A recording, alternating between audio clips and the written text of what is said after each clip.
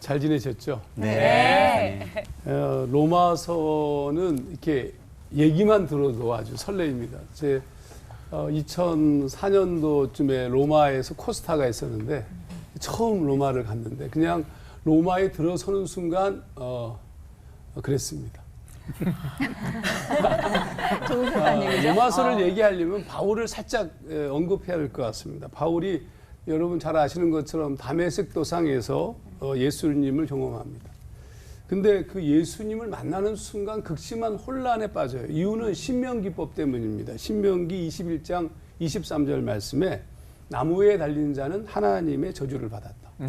하나님의 저주를 받았다. 그래서 사실 예수를 십자가에 못 박아 죽이려고 그렇게 제사장들이 노력을 했어요. 그래서 빌라도에 의해서 십자가에 못 박혀 죽죠. 근데 죽임을 당하는 순간 예수 운동이 사라져요. 엄청나게 예수를 환호하던 예루살렘 백성들이 전부 조용한 거예요. 그러니까 이거는 신명기 말씀 때문에 그렇습니다. 나무에 달린 자는 저주를 받아 죽었다. 당연히 바울은 이 구약에 정통했고 정확하게 율법을 이해하고 있었던 사람이었기 때문에 당연히 그런 상황에서 이 예수를 신성모독으로 볼 수밖에 없었죠. 그래서 예수를 믿는 자들을 잡아 죽이고 또 예수에 대해서 거부하는 정확한 입장을 갖고 있었습니다. 그런데 다메섹 도상에서 만난 메시아가 예수였던 겁니다.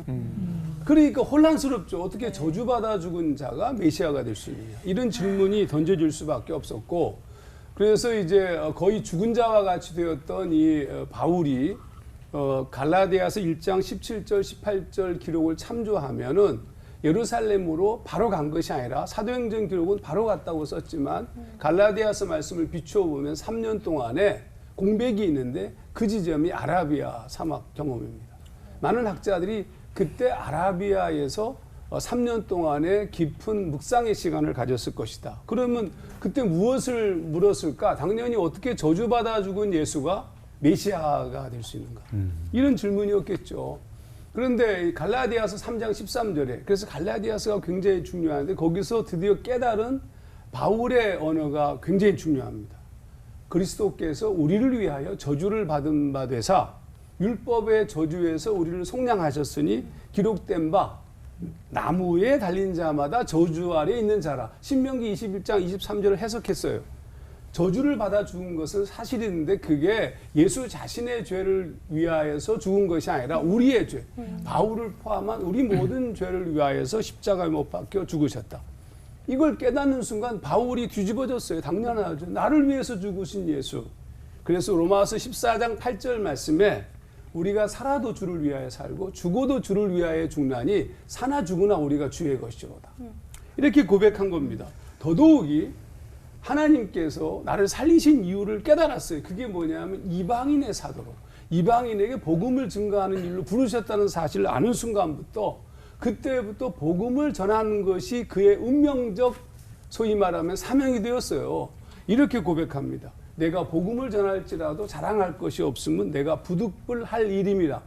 만일 내가 복음을 전하지 아니하면 내게 화가 있을 것이다.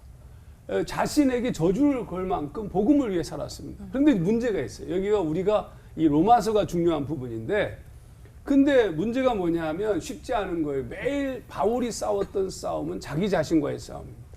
내가 문제야. 내가 언제나. 그래서 여러분 로마서 7장을 제가 굉장히 좋아하는데 이런 표현이 있습니다. 로마서 7장 19절 내가 원하는 바 손은 행하지 아니하고 원치 아니하는 바 악을 행하는도다. 와. 만일 내가 원하지 아니하는 그것을 하면 이를 행하는 자가 내가 아니요 내 속에 거하는 죄니라. 그리고 이어서 7장 24절에는 오호라 난 곤고한 사람이로다 누가 나를 이 사망의 몸에서 건져내랴. 이거 완벽한 절망적 상황이었어요. 그러니까 매일 바울이 고민했던 것이 자신의 죄예요. 나를 이길 수 없는 나. 하정환 목사도 굉장히 괴로웠던 부분 이 부분 아닙니다. 여러분 모두 다 그러시죠? 네. 이거 뭐 어떻게 해결이 안 돼. 내 속에서 꿈틀거려 나오는 엄청난 그 일들을 바라보면서. 근데 7장 24절에 내가 시체 같은 존재라고 고백했는데 25절에 이렇게 얘기합니다. 우리 주 예수 그리스도로 말미암아 하나님께 감사하리로다. 그런즉 내 자신이 마음으로는 하나님의 법을, 육신으로는 죄의 법을 섬기노라. 무슨 얘기냐 하면 하나님께 감사한다는 거예요. 그리스도의 놀라운 은총으로 육신으로는 죄의 법을, 마음으로는 하나님의 법을. 그러니까 24절과 25절 사이에 뭔가 하나님의 속삭임이 있었던 거죠. 무슨 속삭임이냐 하면 그래 네가 육신으로 죄를 짓는 거 그냥 알았다 이런 거예요. 네 마음으로는 나를 섬기고 있구나. 오케이, 이런 말씀입니다. 마치 베드로가 겟세마네 동산에서 주님께 들은 말씀과 똑같아요. 마음은 원이로되 육신이 약하도다. 이 엄청난 겁니다. 이 사실에 경험하자마자 바울이 이 로마서 전체의 주제를 정할 수 있는 매우 중요한 문장을 끄집어내죠. 그게 로마서 1장 17절 말씀입니다. 복음에는 하나님의 의가 나타나서 믿음으로 믿음에 이르게 하나니 기록된 바 오직 의인은 믿음으로 말미암아 살리라. 와, 멋있죠. 이게 너무 멋있어요. 저는 이 로마서 7장, 로마서 1장 만나면 거의 막 그렇습니다. 너무 좋습니다. 이 마틴 루터가 종교개혁을 일으키기 전에 수도사였는데 그가 하나님 앞에 바른 삶을 살려고 무던히 애를 쓰던 사람이었어요. 근데 이 마틴 루터가 경험한 것이 뭐냐 하면 늘 죄의 문제로 고민하던 그가 로마의 한 성당의 계단을 무릎으로 기어 오르면서 고통하고 있을 때 그가 깨달았던 말씀이 로마서 1장 17절입니다. 오직 의인은 믿음으로 말미암아 살리라. 그래서 이 솔라피데, 오직 믿음으로, 이게 사실 종교개혁의 핵심적 성경 구절이 됩니다. 그러니까 믿음으로 말미암아 산다. 근데 더 중요한 것은 이 믿음으로 말미암아 산다라고 얘기할 때 쓰여지고 있는 의인은 그의 믿음으로라는 부분 자체에 대한 해석입니다. 헬라어로 쓰여진 구약성경의 번역본 70인역에서는 거기 그의 믿음으로라고 쓰여진 부분에 무라는 단어를 썼어요. 피스티오스 무라는 말은 영어로 나의라는 뜻입니다. 나의 믿음. 그러니까 믿음으로 말미암아 산다 할 때 그 믿음은 하나님의 믿음이야. 매일 무너지고 매일 쓰러지고 매일 부서지는 바울이었지만 바울을 살리는 핵심이 무엇이냐? 하나님의 믿음으로 사는 거예요.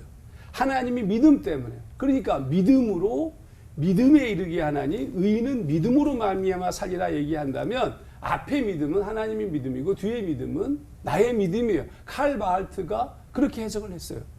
우리의 믿음이라는 것 자체가 늘 모자라고 부족하지만 하나님의 믿음으로 우리는 우리의 믿음을 지키는 거죠. 그래서 우리가 무너지고 쓰러지고 부서지더라도 살아날 수 있는 기가 막힌 힘이 바로 여기서 나오는 것입니다. 이 놀라운 믿음으로. 야, 이제 로마서를 읽으면 그 믿음이 확 생길 거예요. 그렇죠? 네. 이렇게 놀라운 삶을 사는 우리 모두가 되기를 주의 이름으로 축원합니다. 아멘. 기도하겠습니다. 하나님 아버지, 우리가 사는 것은 우리의 믿음, 우리의 힘이 아니라 늘 무너지고 늘 쓰러지는 우리를 지키는 것은 오로지 하나님, 당신께서 허락하신 그리스도 예수를 통한 믿음입니다. 우리에게 그 귀한 가르침을 주셔서 걸어가게 하셨사오니 감사합니다. 끝까지 믿음을 지키는 우리 모두가 되게 하시옵소서. 아멘. 예수님 이름으로 기도하옵나이다. 아멘. 아멘.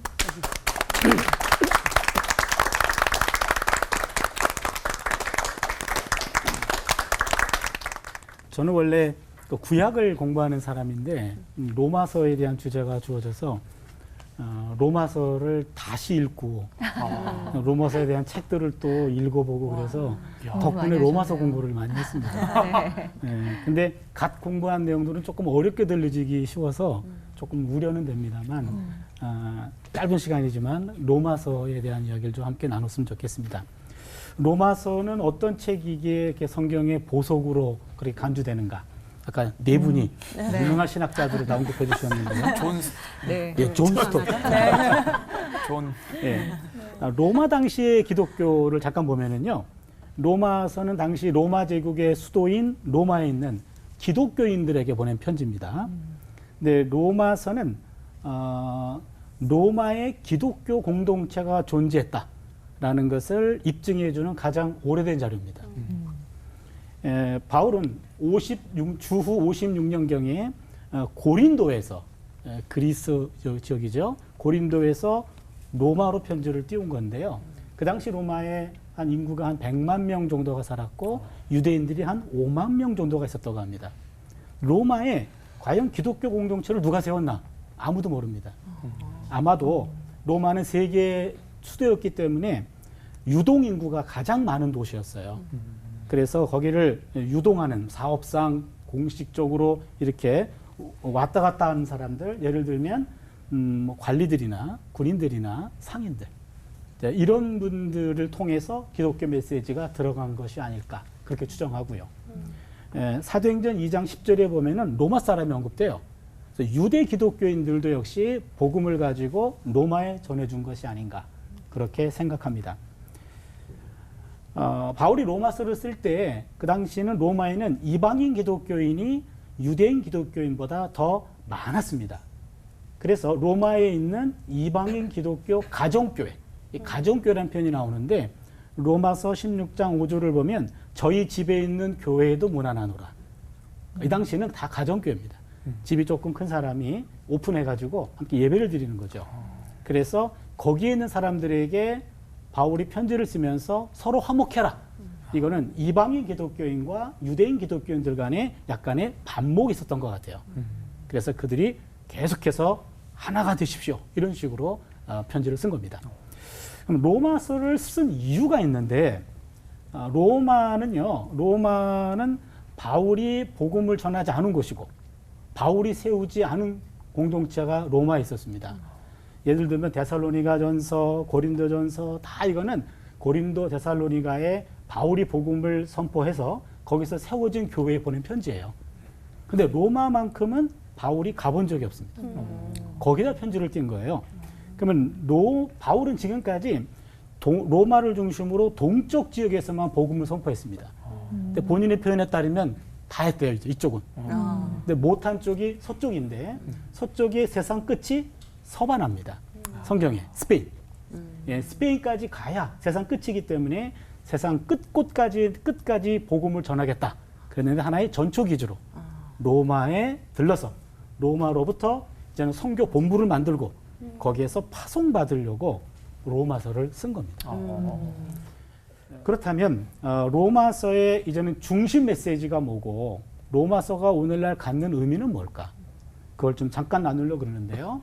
로마서의 중심 메시지는 바로 바울의 칭의론이라고 그래요. 칭의론은 말은 의롭다라고 칭해 주는 겁니다.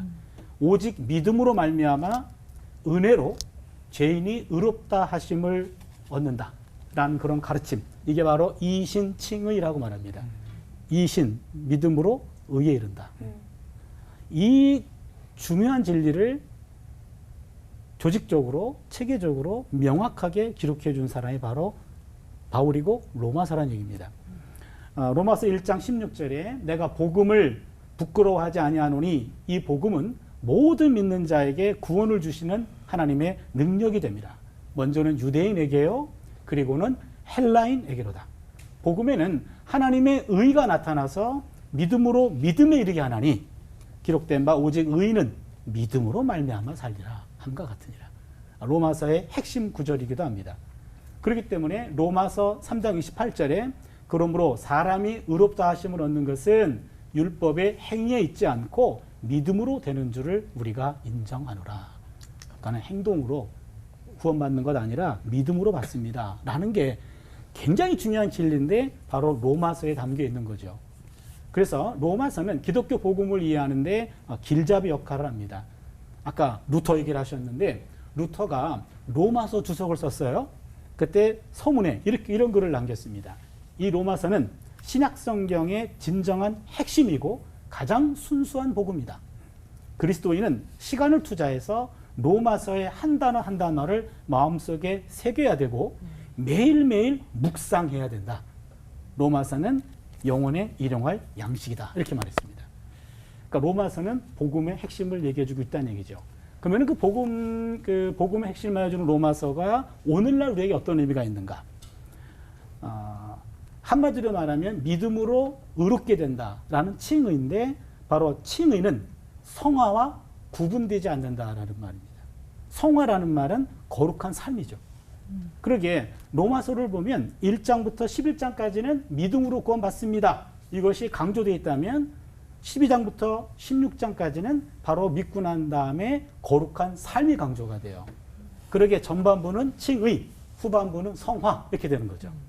그런데 칭의와 성화가 연결돼 있어요. 로마서 12장 1절의 첫 단어가 그러므로입니다. 그러므로. 기계 포인트입니다. 그래서 의롭게 된 사람은 의로운 삶을 살아내야 된다라는 것이 연결돼야 된다는 것이 첫 번째 현대적인 의미입니다.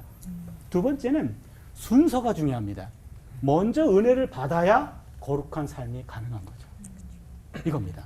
왜 그렇게 살아? 그것보다는 은혜가 있어야 돼요.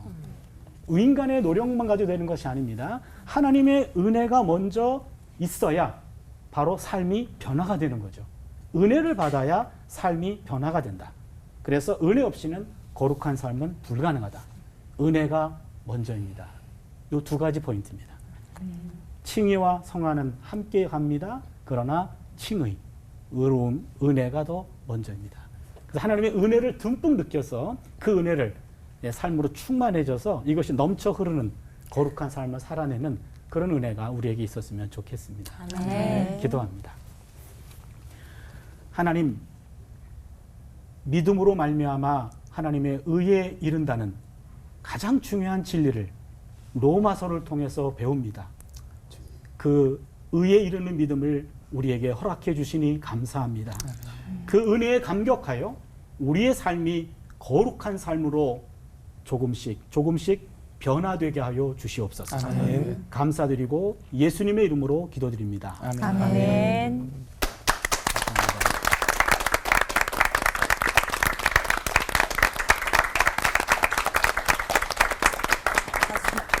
안녕하세요. 오늘 처음 만나 뵙게 된 울산 온양순 부흥교회 안호성 목사입니다.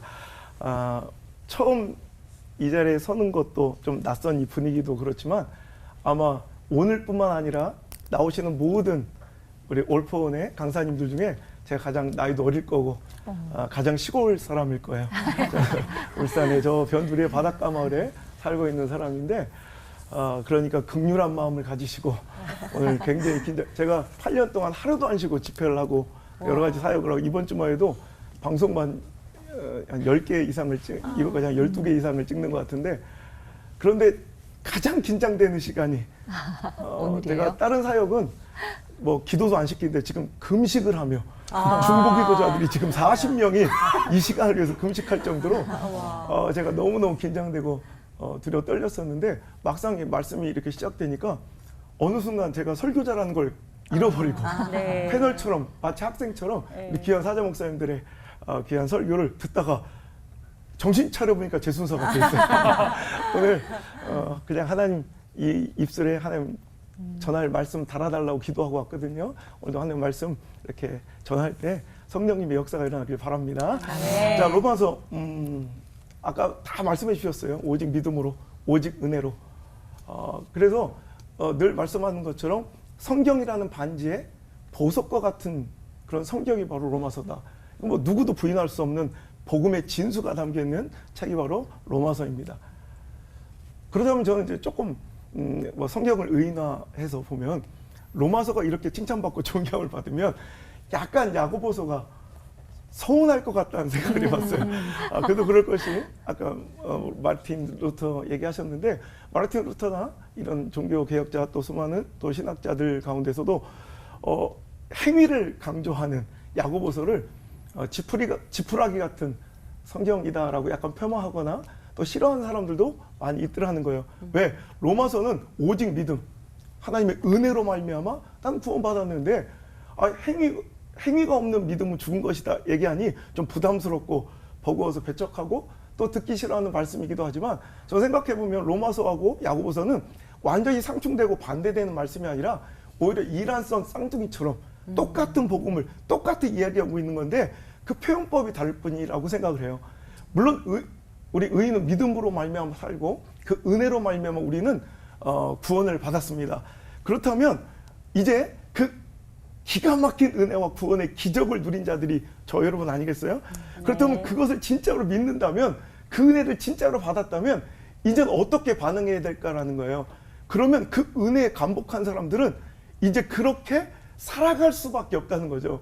아까 우리 장 교수님 말씀하셨던 것처럼 그렇게 살아드릴 수밖에, 그 은혜를 받은 사람들은, 이제 그 사랑을 받은 사람들은 이제 그런 행동이 드러나고 나타날 수밖에 없다는 거죠. 그러니까 믿음은 내가 주장하고 설명하는 것이 아니라 마치 사랑처럼 드러나고 내 삶 속에서 보여지는 것이라고 생각을 합니다. 그래서 내가 진짜로 나는 죽을 수밖에 없는, 내 행위로는 죽을 수밖에 없는 죄인이고 전혀 소망 없는, 우리 이 버려져 갖고 죄 많은 저희들을 그냥 의롭다 하셔서 우리를 구원에 이르게 하셨어요.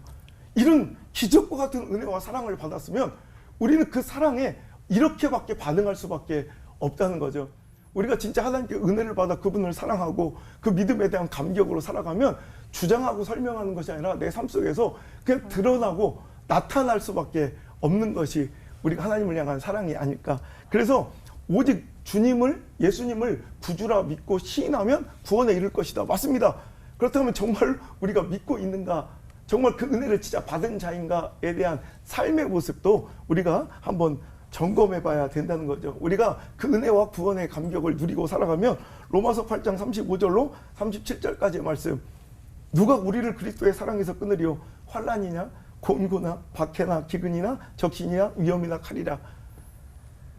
이 모든 일에 우리를 사랑하신 이로 말미암아 우리가 넉넉하게 이길 수 있느니라. 아멘. 내가 이분의 이름 기가 막힌 기적 같은 사랑을 누리니 난 이제부터 그 어떤 것도 그분에 대한 내 사랑을 꺾을 수도, 나를 유혹할 수도 없다는 거죠. 그러니까 마치 제가 얼마 전에 설교했던 설교 제목이 떡밥으로는 사자를 잡을 수 없다. 사자에게는 이제 그 떡밥이 유혹거리가 되지 않는 것처럼 세상이 감당할 수 없는 믿음이 된다는 거죠. 제가 옛날에 저는 이렇게 뭐 처음부터 신학을 한 사람이 아니라 이렇게 뭐 나중에 또 간증할 수 있는 시간이 있을지 모르겠지만 놀고 까불고 정말 쓰레기처럼 버러지처럼 살다가 하나님의 강권적인 은혜로 살아가는 사람이고 또 이렇게 목회자의 자리에 서 있는 사람이라 저는 이 로마서를 읽을 때마다 정말 감격하고 눈물이 나서 정말 이 사랑 고백을 안 드릴 수가 없어요. 근데 옛날에 제가 노래를, 세상 노래를 되게 많이 좋아했는데 옛날 우리 대학 다닐 때 유행했던 노래 중에 하나가 우리 윤종신 씨의 환생이라는 노래 혹시 들어보셨어요? 네. 다 신령과 진정으로 성경만 보세요. 저만 뭐 이렇게 쓰레기같이 뭐. 저는 그 노래 되게 좋아요. 이게 복음성가 나지만 거의 복음성가에 준하는 노래가 아닌가라고 생각해요. 사랑에 빠진 자, 정말 하나님과의 사랑에 빠진 자의 그 감격적인 삶의 변화, 성화의 모습. 다시 태어난 것 같아요. 내 모든 게 다 달라졌어요. 그대 만난 뒤로 난 새 사람이 됐어요. 진짜 그렇게 들리네요. 우리 어머니가 제일 몰라요.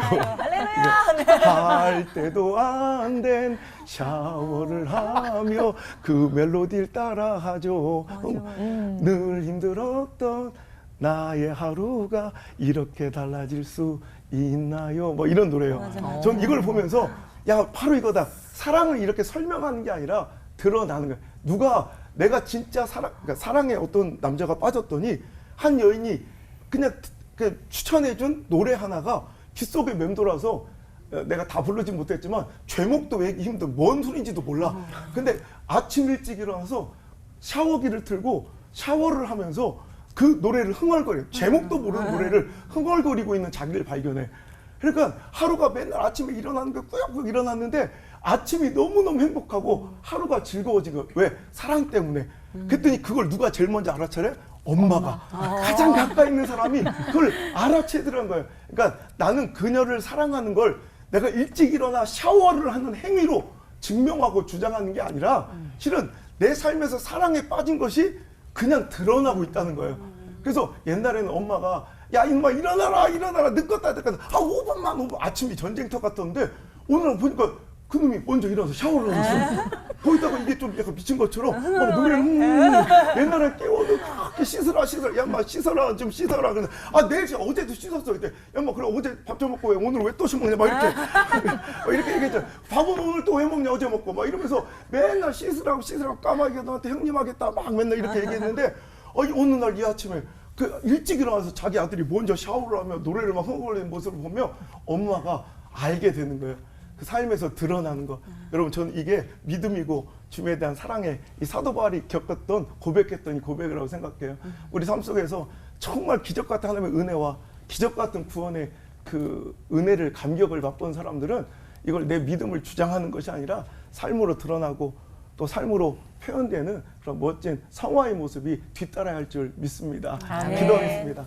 하나님, 로마서라는 가장 맑고 깨끗한 순수한 복음의 거울 앞에 우리의 삶과 우리 믿음을 한번 들여다보며 오늘도 그 믿음에 합당한 삶을 살려고 몸부림치는 완전한 행위가 아니라 정말 그 사랑에 감격한 우리의 삶의 모습에 몸부림이 있는 귀한 하루하루가 될 수 있도록 주님 축복해 주옵소서. 아멘. 나의 사랑, 언제나 변함이 없으신 참 좋으신 우리 구주 예수님의 이름으로 감사하며 기도 올려옵나이다. 아멘. 아멘.